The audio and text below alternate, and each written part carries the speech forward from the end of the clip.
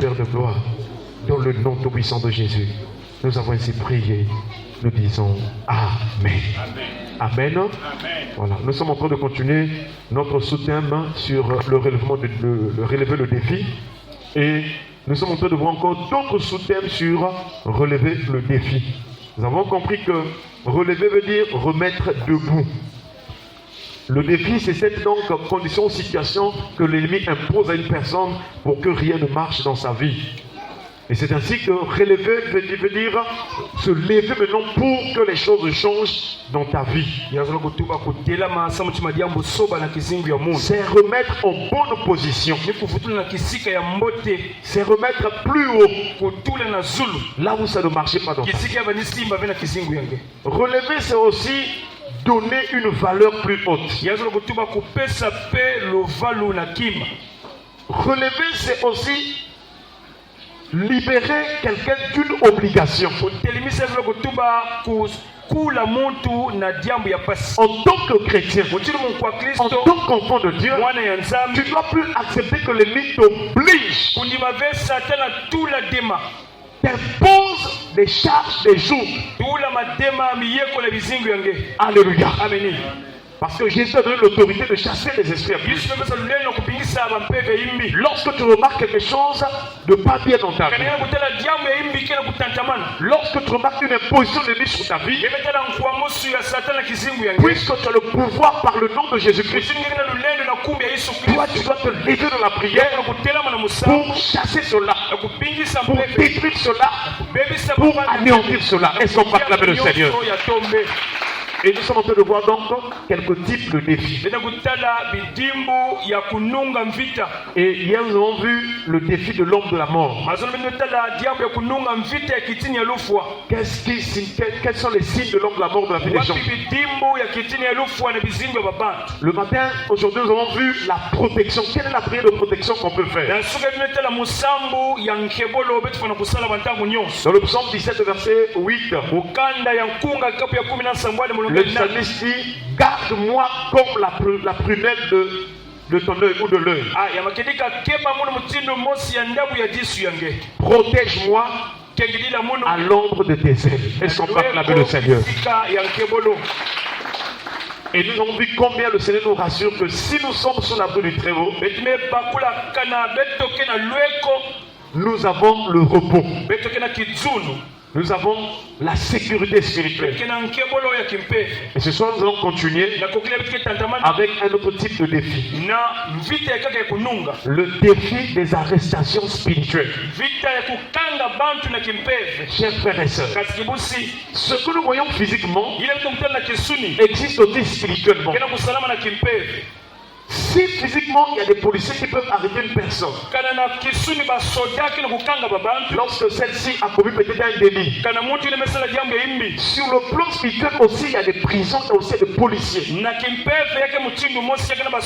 Dans le monde de Satan il y a aussi les démons ou encore les esprits policiers. Et spirituellement on peut arrêter une personne. Voilà pourquoi nous voyons parfois dans les rêves. Ah, j'ai rêvé, les policiers me poursuivent. Ce ne sont pas des policiers physiques, mais ce sont des policiers dans le monde spirituel. Ça peut être des démons, mais ça peut être aussi des hommes méchants. Quand tu fais souvent des rêves, qu'on te poursuit par les militaires ou les policiers, il faut que tu te lèves pour détruire ces œuvres. Parce que le but des poursuites, c'est pour attraper une personne, c'est pour l'arrêter, c'est pour le lier, et c'est pour le mettre ou la mettre dans la prison spirituelle. Alléluia. Voilà pourquoi nous avons intitulé ce thème le défi des arrestations spirituelles. Tenez les enfants s'il vous plaît. Et donc nous voyons que sur le plan spirituel, l'ennemi a pour but, il veut vraiment arrêter les gens pour les mettre dans ces prisons spirituelles. Que veut dire une arrestation? C'est l'action d'arrêter une personne pour l'emprisonner ou pour la garder à vue. Donc, lorsqu'on arrête une personne, kana bamekanga muntu le premier objectif, c'est la mettre en prison. yangu yatete ni kutula na boloko ya kimpepe. Mettre en prison veut dire tenir à l'étroit. Yesu kutuba kutula muntu kuna na kukenga na kutela ni moto. J'allais dire emprisonner veut dire mettre dans une prison ou bien tenir une personne à l'étroit. Ni kusimba muntu kana bamefuta mpaka uve. Mettre une personne là où c'est serré, c'est-à-dire que la personne n'a pas vraiment, n'est pas en paix. Kutula muntu kisika amekondwa kizunu. C'est pourquoi dans les cachons c'est aussi serré. Ni na maboloko kimanaka pasi na Chers kupera. frères et sœurs, Kazi kibusi. si tu vois dans ta vie Kana ngata na kisimbi ya. que toutes les choses que tu es en train de faire, Madiamu ni sura busala. ça se passe à l'étroit. Yake na kusalama. C'est toujours des petites choses, Yake madiamu ya fio. des choses serrées. Ya pasi. C'est l'image de l'emprisonnement spirituel. Kwani ya boloko ya kimpepe. Regardez comment même dans l'habillement, Kala mutunu na kumfuata. comment est-ce que les gens habillent les habits serrés. Kala mutunu mama kana kumfuata hivi. Ce sont des gens qui sont esclaves de Satan. Yake mabantu keba ngamba ya Une Satan. personne normale Muntu ya mbote. doit mettre un habit ample, simple, Kulwata kimfuata ya pour mbote. son corps respire normalement. Sika nsutu kepema mbote. Mais l'emprisonnement spirituel met les gens à l'étroit là où c'est serré. Boloko ketanga muntu kisika ya kuwejama. Chers frères et sœurs, Kasi il y a donc deux possibilités. madiamu keso. Lorsqu'on emprisonne une personne, Betanga muntu. elle peut être au fond dans le cachot, Bano kwana tuna kuna na manima. là où on ne la voit pas. Kisika bakitala ya nive. Mais la personne peut être en garde-vue, comme on dit. Kama kutula muntu na ngotolo ya On boloko. voit la personne, Bakana kutala mais muntu. elle est prisonnière spirituellement. Kasi bamekanga ine na kimpepe. Mais nous prions ce soir Sabina kokela ya. que le Seigneur te délivre de la prison spirituelle au nom de Jésus. Kule na boloko kimpepe na kuma Yesu Kristo. Alléluia. Ameni. Donc Genèse chapitre 14, Mukande ya tete ya Mose kapu ya 10 na iya. le verset 14. Mulongo ya 10 na iya. Dans l'histoire d'Abraham, Na nkilu ya Abalami. lorsque Dieu a appelé Abraham, Nzambe bokila Abalami na mbok. il dit, va-t'en de ton pays, de ta patrie, Katuka kisika ngekele nzo ya butata. de la maison de ton père, Nzo ya butata yenge. dans le pays que je te montrerai. Wenda na bwala mukela Abraham kisenge. est sorti Abalami basika. avec sa femme, Na kentu ya yad. et il avait aussi l'enfant de son Na frère, mwana nkazi. Lot. Loti. Ils sont partis. Bame basika. Et quelques temps après, Tange lukufi. ils sont devenus riches. Bame kuma na bimvwama. Et quand ils sont devenus riches, Na ina ntango bimvwama mekuma. le lieu où ils étaient ne pouvait pas les contenir à Dieu avec leurs serviteurs. Il faut donc se séparer et que chacun aille vraiment à son endroit ou à son lieu. Abraham a dit à Lot, choisis pour toi. Si tu vas à gauche, moi j'irai à droite. Si tu vas à droite, moi j'irai à gauche. Au lieu que Lot laisse Abraham choisir. Parce que c'est Abraham qui avait la vision. C'est lui que Dieu a appelé.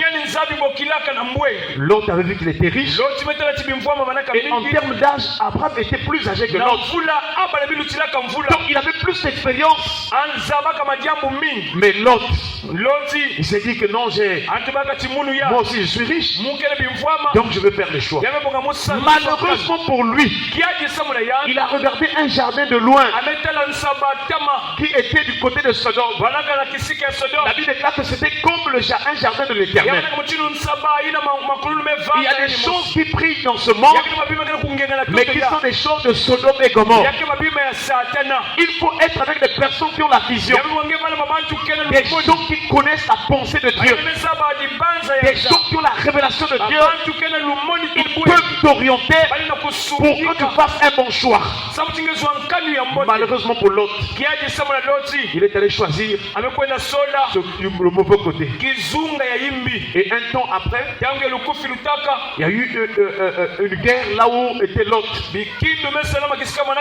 5 rois ont quitté quelque part pour venir combattre 4 rois.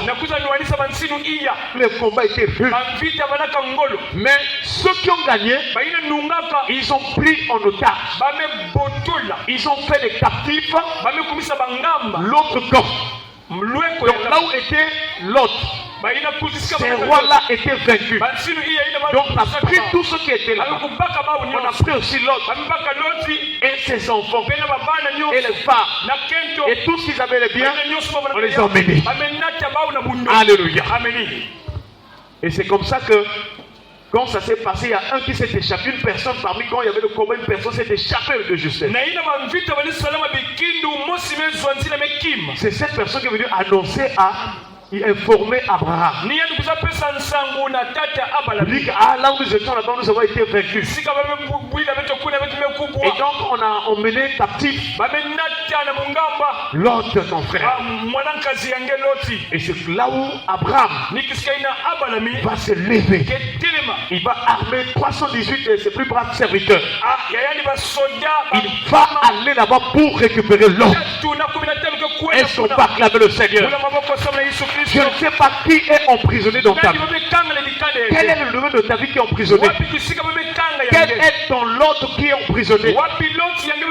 Est-ce que c'est un membre de la famille? Est-ce que c'est ton enfant? Est-ce que c'est ton mari? Est-ce que c'est ta femme? Est-ce que c'est ton travail?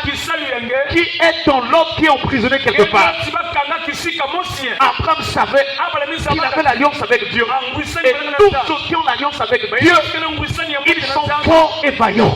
Est-ce qu'on va acclamer le Seigneur? Et Abraham est parti. Il est allé combattre ces rois-là. Si tu te lèves pas pour combattre pour ta propre vie, si tu ne te lèves pas, ça ne marchera pas. Et la Bible déclare, Abraham, il a armé. Nous n'allons plus aller combattre physiquement. Mais les armes avec lesquelles nous combattons sont spirituelles. Est-ce qu'on va acclamer le Seigneur? Nos armes ne sont spirituelles. Parmi les armes les plus puissantes, nous avons la prière. Alléluia. Pour que ta famille sorte de la prison, tu dois être dans la prière. Pour que ton mari soit délivré de la prison, tu dois être dans la prière. Pour que tes enfants soient libérés de la prison, tu dois être dans la prière. Il y a d'autres personnes, leur lot, ce sont les finances. On avait prié avec une femme. Elle prie dans l'église qui m'a dit ça. Elle faisait des affaires. Après un jour, elle était arrivée même à acheter des taxis et elle avait l'argent. Aujourd'hui même on s'est croisés. Un jour, elle a fait un rêve. Dans le rêve, elle a vu quelqu'un venu voler son porte-monnaie. La personne a fui. Elle a su la personne. Elle n'a pas pu. Et quand elle s'est réveillée, voici c'était un rêve. Elle a négligé que c'était un rêve.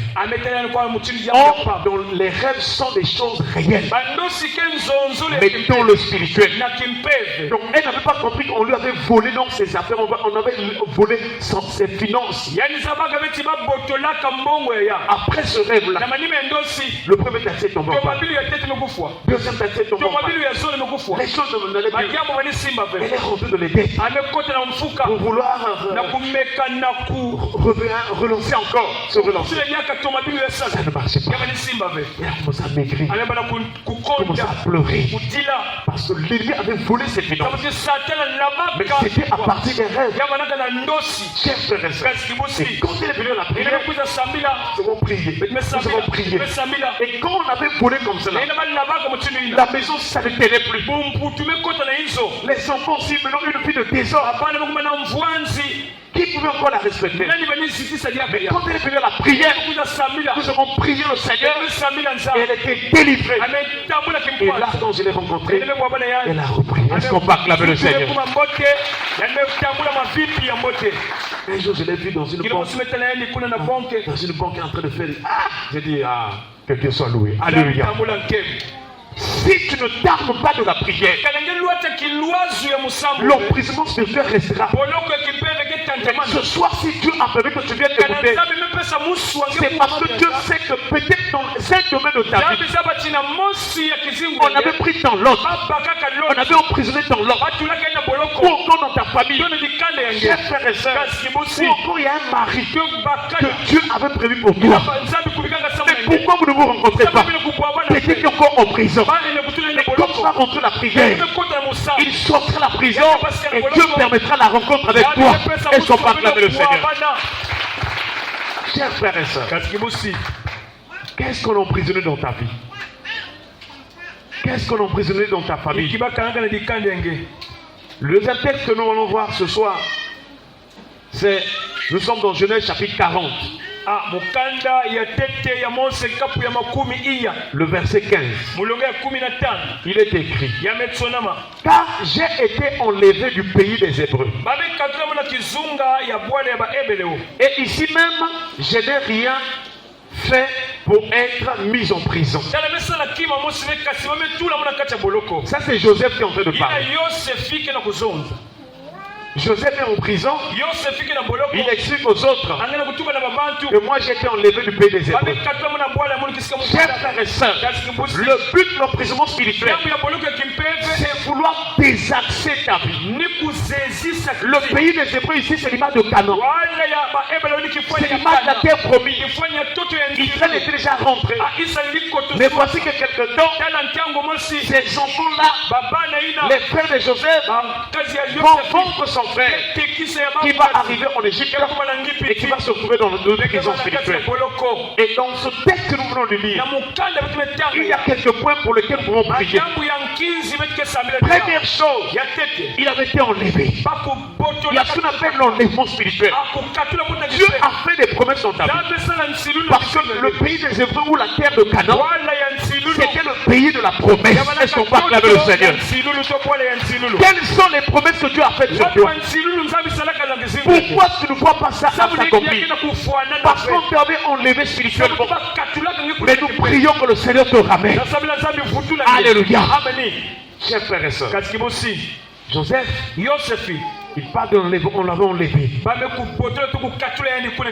Et qu'est-ce qui va arriver encore? Chers frères et sœurs, il dit que, et ici même, je n'ai rien fait. L'emprisonnement spirituel ne dépend pas de selon que tu as fait quelque chose. Quand